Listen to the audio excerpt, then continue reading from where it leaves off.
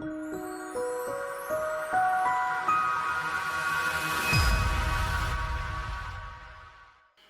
back to the two-time money Super 1 British Karting Championships here at Whilton Mill. It's the senior X30 class up next. And earlier in the day, I spoke to the Japanese driver, Rhys Asajima, about why he was here. Rhys, the UK by way of Japan and the United States. Just tell us a little bit about your history. So I started karting when I was 13, so just 2 years ago now, back in Japan at this really small track in Japan. And now, I just did a couple junior Rotax races in Japan. I did Supernets last year, and now I'm over here to learn a bit more. Do you speak English better than you speak Japanese? Because it's pretty good English you've got. Yeah, although I lived in Japan for most of my life, I lost a little bit of my Japanese ways. Okay, and why the UK then? You've settled in the UK now, and you've come here just for karting, but why the UK? Just because it's the best, really. Just if I can win here, I can win anywhere else, and I really just want to win here, just so I can really prove a point to everyone that I'm good. Okay, and Whilton Mill this weekend. How much have you done here at Whilton Mill? Surprisingly, not a lot. Although I live really close to here, I've done a lot more at PFI. I've done one race here and a couple practice days. Considering that I'm doing relatively well, it's still a bit far back in the heats, but looking to make up places. Okay, and you're how old now? 15. Okay, so you look older than 15, but 15, so you've only been karting a few years. How did you hear about Super 1 then? You're living in Japan. You heard about Super 1 there? Yes. I was just trying to watch a lot of races to learn, and Super 1, just the media and everything, the races and the accessibility to watch it, it was really easy to watch, and back at home on the couch, I just would watch a lot of the races because it was really entertaining on top of the commentators and the racing and everything. Okay, well that's nice to know. Good luck this weekend. Thank you very much. Fascinating interview that demonstrates the incredible reach that the Super 1 Championship has around the world with our YouTube channel, now on fire with over 41,000 subscribers currently. And if you want to question the reach, well, in August we've got another driver coming from Japan who's seen the coverage on YouTube just for a one-off round. Rhys is going to have to start from P21, as you'll see from the grid positions. But I remember a certain Johan Darawala from India running around at the back before coming Super 1 champion, Jake. And look at him now. Did you like his comments about the media coverage and the commentators, Jake? I thought he was spot on there, personally. Just my opinion, though. Well, you tootle your own bassoon if you like. I'm just going to say this for what it is. I love the British Championships. They are amazing, and it's great to see that people all around the world, never mind Britain, are tuning in. Some great talent in this grid, and away we go. Cracking start, and out into the lead of the race. Through Oblivion, through Crook, Morgan Porter trying to maintain that advantage at the start, and he's done it for the moment, but he's got an amazing challenge behind. Joe Turney straight up into second position and round the outside. Whoa! What a move round the outside from Luke Hughes. Outside line at Christmas, he gets in a second position. What a move! I've known Luke Hughes since he first went to Glannygorse Park when he was 5 years of age, I think it was. You'll see a picture of him, I think, later in this piece. Oh. That is the world champion going up the inside, Oliver Hodgson, Yep. the 2017 world champion. Yeah, Luke Hughes doesn't look 5 years of age anymore. No, He indeed. looks about 55 with that beard. Owen Byatt there as the man who ended up losing the place to Hodgson. That's Piers Piers Pryor. Pryor. There's Piers Pryor, the man who thinks pink. He is making his Super 1 debut, and I have to tell you this, Piers Pryor is the Karting Magazine test driver. He's been up and down the length and breadth of all sorts of domestic championships and regional championships as Derek Morgan, the very talented privateer, makes the move there on the inside of Sean Butcher. But Piers Pryor is one to watch in this. Every time he gets into any form of kart race, he is in the top three within a heartbeat. He had to start at the back through a problem in the pre-final, but look, one lap, he's gone from 25th on the grid to 13th. Piers Amazing. Pryor, if he had the budget to do a full season, none of these guys would see which way he went. And can I just mention, Jake, for those people that think pink is a girl's colour, No, it ain't. It's a man's colour. The girls stole it back in, I think it was the 1940s They or something. did, actually, That yes. is Luke Hughes on screen, by the way, looking very Elliot old. Harvey's dropped out of the picture. Elliot Harvey's dropped down the order. Something's happened, and Butcher's gone backwards as well. So problems there. So the 23 goes by for a spot. That's Joe Turney, and now coming by is the three-carter Thomas Turner. So Joe Turney and Turner.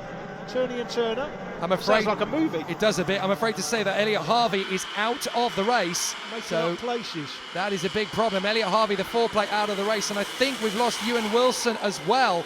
So a big problem for those two. Those are two of the bigger names in the field, let's not forget. Sean Butcher was losing places, but he is still there in 8th position on this particular lap. Look at Piers Pryor, look at him. He's up into 7th position. We've lost Byatt, we've lost Morgan, we've lost Butcher. There's been some big moments somewhere on this lap. I just want to mention as well, I was saying about pink is the male colour. You girls stole it from us back in the 1940s, but Piers Pryor is making the case that pink is back. I'm going to make the case of it as well. I work for the Force India Formula One team. We're quite happy in pink, thanks very much. Exactly. It works very well for us. Anyway, down the back straight. Piers Pryor just gesturing to the guys behind. How has he done this in a couple of laps? This is amazing. This is only the end of lap 3 we've got coming up now. And somehow Piers Pryor has gone from 25th to 7th. I know he knows the Whilton Mill circuit like the back of his hand, but he's making them all look like amateurs behind him. I just wonder if this performance from Piers might make the teams have a look and think, you know what, we're looking at driver, we want drivers to come in. I know everybody pays to be in a team, but do they? Occasionally, a team will look at someone and think, you know what, he could win us a championship. Well, you've only got to year. look at the man at the back of this queue, Oliver Hodgson in 4th position. He is, of course, PFI's main man and the world champion there, of course, from 2017. Oliver Hodgson is one of those rarity drivers in Great British Motorsport who earns a living from racing, of course. And I wonder if the teams are going to have a look at Piers Pryor. I have been rating him for years. I've been watching him since 2014 in some of the club championships, in things like the BUKC. He's been strong. He's done all sorts of other different types of championship racing. Piers Pryor, pound for pound, I think he is just about the most talented kart racer of his age in Great Britain. His difficulty is he doesn't carry a budget. He's done this one round of the championship to see what he can do. What he can do, guys, is sensational. Yeah, it's just a guest this weekend. You can come in and race at one championship round during the season as a guest. You don't have to register for the championship. I can't remember exactly how much it costs to register.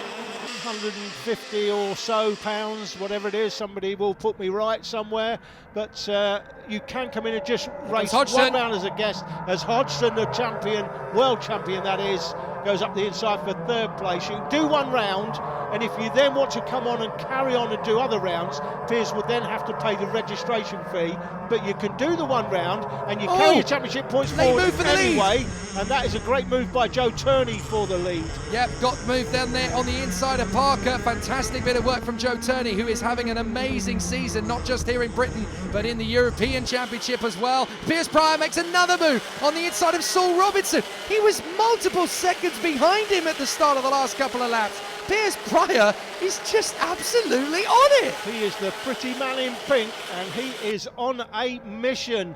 Never mind one of these teams. I'm going to have a word with Force India. We need to get him sorted out in the simulator, if nothing else. I think he and... great performance. I think he Where and... did he start? 25th on the grid, and he's in P6. And there's still 6 minutes 18 on the clock, so... And I can't stress we're not this. even halfway into the race, and he's made up 19 Well, this places. is it, and I can't stress this enough. This isn't just any driver going up against any grid. This is Piers Pryor, a club racer, ultimately, going up against the senior X30 grid as Hodgson makes the move for 2nd place on Morgan Porter. He's doing this against the senior X30 grid. Let's go for a ride at the Whilton Mill circuit he knows so well.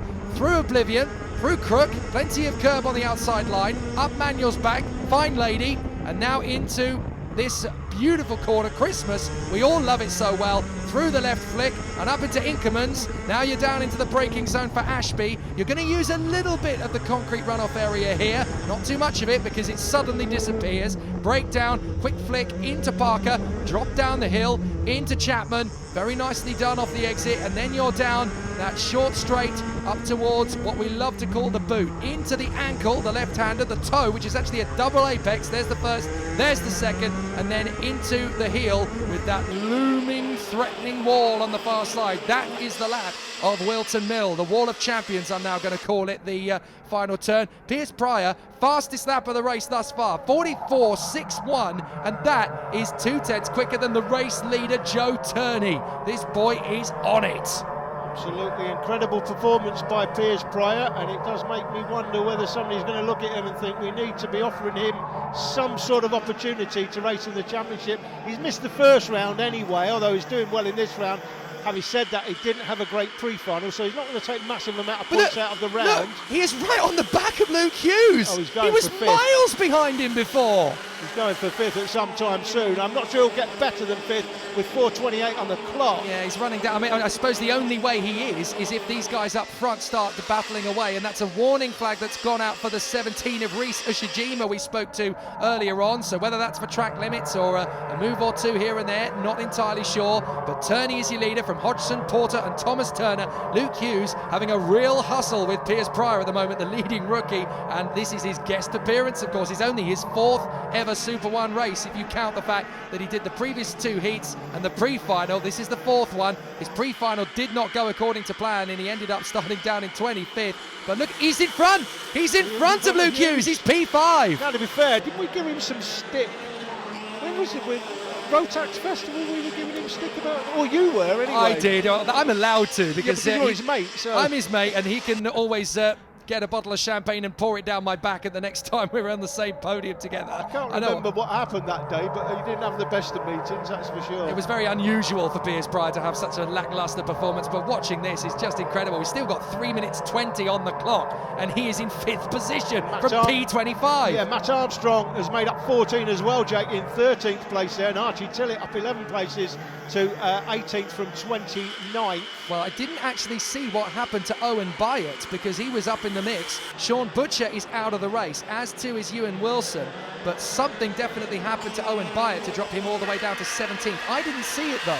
Yeah, again, I mean, he was off, wasn't he, in turn 1 at PF International when he had a good qualifying. Yeah, that was really agonising to watch, to be fair, because he did nothing wrong in that situation either, Owen Byatt. It was one of those situations, wet track, under the bridge.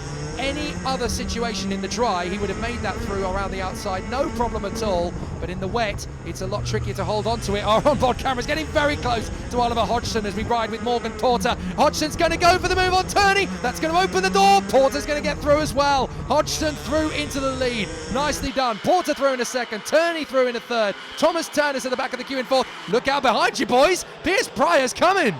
Yeah, that was a great opportunity as well from Morgan Porter's camera. Morgan is one of the world's leading drivers, but to have a look at the world champion in this class right in front, and Joe Turney, another world leading driver. It's just great in this championship, the national championships, we call it the greatest national championships in the world, as Turney comes up the inside. Again, another fantastic clean move. It's great that we have these national championships here with so many numbers, and one of the reasons we call it the greatest national championship in the world is partly for the reason that the likes of Reese Ushijima come here, and as he said in his interview earlier, he's coming here because he knows Reese Ushijima, and I know he's down the field today, but if he can win here, as Johan Darawala did when he came from India, and was down the field at the beginning of his career here, and then ended up winning the championship as a junior, you know, if you win at this level here in this championship, you can win anywhere in the world. And the drivers at the front of this field, Hodgson, Turney, Porter, Turner, and I'm going to include Piers Pryor in that because this is an amazing performance by Piers Pryor. These are some of the world's leading karters today, and if you can come here and win at this level in this championship, you can win anywhere in the world. Piers Pryor, I've said it before and I'll say it again, Piers Pryor is the fastest pauper in motor racing. He's absolutely incredible. I tell you what as well, he's getting closer. He's getting closer, but I was going to mention, you mentioned Johan Darawala, I'm going to mention another one, Guan Yu Zhou, and I've heard rumours already going around. He came here, of course, in 2013 and won the championship at Super 1.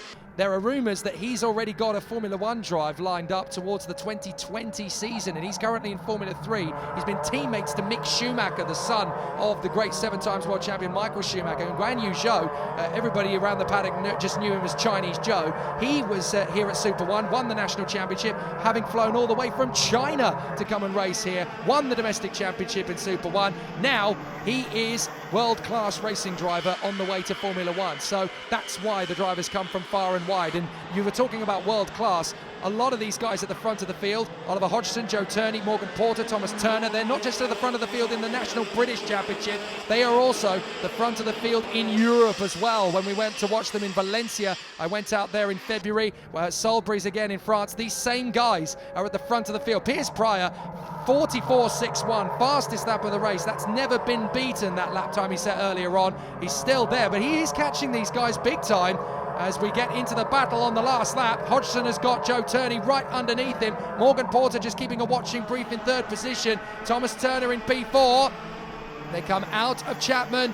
They've only got 4 corners to go, and now it's major defence time for Hodgson as he closes up on Joe Turney. I don't think he's going to get the move, but what a fantastic run this is for Hodgson. He's going to get the victory he so richly deserves. Hodgson wins it, Turney in second, Morgan Porter a brilliant podium in third position, and that's a bit of a celebration from Piers Pryor, the rookie, the guest. 5th overall from 25th on the grid. He will pick up the Rookies Trophy. An amazing run from Piers Pryor, who made a lot of the drivers out there today look like they were half asleep. And that is pretty good going from a man who doesn't race in Super One. That was his first ever weekend in the championship. P5 from 25th on the grid. Behind him we've got Luke Hughes. Good run from him. Lewis Malin in P7. Levi King is in 8 from Saul Robinson and Rory Hudson rounding out the top 10. Just ahead of the Isle of Man racer Josh Thompson-White. But what a victory for Oliver Hodgson, and that does his championship no end of good. Ollie, that must have been a tough race, obviously starting 8th on the grid. Senior X30 so tough this year. Just talk us through some of the highlights of the race for yourself. Yeah, it was the highlight of the race, I guess, was always the close wheel action, the overtaking, moving forward to the other drivers. Always enjoy close wheel action karting. Yeah, today it's always tough in the senior class. Really happy to bring it home in the main final because we've had a bit of an up and down weekend, getting caught up in other people's incidents. So not the smoothest of weekends, and after a cold through to the bone weekend, I'm glad to come home with a win. Yeah, and like, as you said, it was very close at the front, but very clean racing as well. It's a competitive class this year, Senior X30, isn't it? Yeah, it's always competitive. Luckily in the seniors, the drivers are quite experienced and have quite a lot of respect for each other, so you often see quite hard and fair racing, which makes it enjoyable.